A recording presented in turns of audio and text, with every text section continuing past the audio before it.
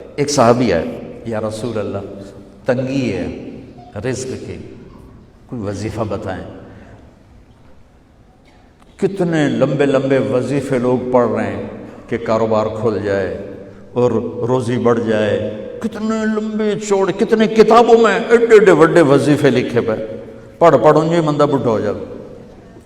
میں قربان جاؤں یا رسول اللہ آپ کی شفقتوں پر، آپ کی رحمتوں پر، سنو یہ کرو، میری بات نہیں ہے، میرے نبی کی بات ہے۔ تجربے کی وجہ سے کرو گے تو کچھ نہیں ملے گا، یقین سے کرو گے تو دروازے کھلتے دیکھو۔ کہ یا رسول اللہ ارید ان یوسع علی رزقی، میں چاہتا ہوں میری روزی کھل جائے۔ تو آپ نے کہا ادم علی الطہارہ یوسع علیک رزقک، تو باوضو رہا کر تیرا رزق کھل جائے۔ کوئی زور لگتا ہے وضو؟ تمہارے یہاں تو سردی ہوتی ہی کوئی نہیں کہ بھئی ٹھنڈا پانی ہے کیسے وضو، یہ تو ہمارے لیے مسئلہ ہے کہ بھئی ٹھنڈا پانی ہے کیسے وضو کرو۔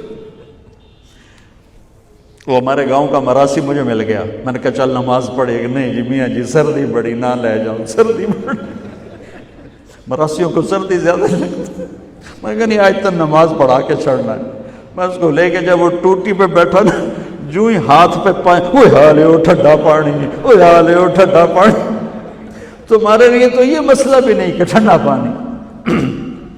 میرے نبی کی یہ سارا مجمع لے لو، یہ اوپر مستورات لے لیں، ادم علی الطہارہ یوسع علیک رزقک۔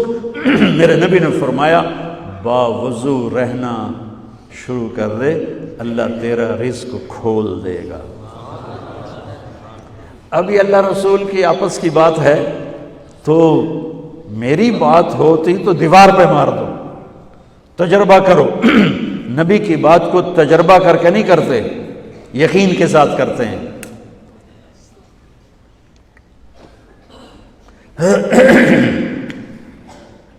ادم علی الطہارہ یوسع علیک رزقک، باوضو رہا کر۔ اچھا باوضو رہنے کے اور فائدے، اللہ پیار کرتا ہے، شیطان ڈرتا ہے، اور وضو ہوگا تو نماز آپ ہی پڑھی جائے گی۔ چلو یار وضو ہے 4 فرض ہی پڑھ لو۔